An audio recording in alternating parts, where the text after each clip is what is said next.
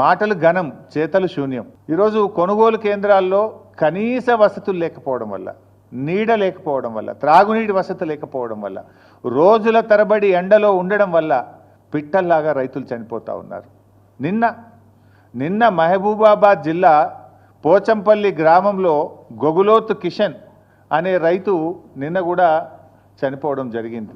రోజుల తరబడి ఆ పంట అమ్ముకోవడానికి కొనుగోలు కేంద్రంలో ఉండి తీవ్రమైన వడదెబ్బకు లోనైపోయి గొగులోత్ కిషన్ గారు నిన్న మహబూబాబాద్ జిల్లాలో చనిపోవడం జరిగింది. 15 ఏప్రిల్లో జగిత్యాల జిల్లాలో ధారూరు గ్రామంలో వడదెబ్బ దాకి జలపతి రెడ్డి అనేటువంటి రైతు కొనుగోలు కేంద్రంలోనే వడ్ల కుప్ప మీదనే చనిపోయినటువంటి పరిస్థితి.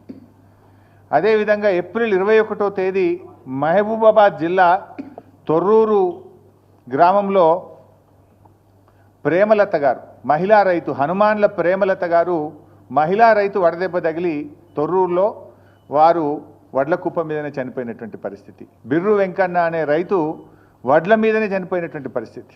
ఎండదెబ్బ తగిలి కళ్ళంలోనే తాను ఆరుగాలం కష్టపడి పండించిన పంట మీద, ధాన్యం మీదనే చనిపోయినటువంటి బిర్రు వెంకన్న దృశ్యం ఇది.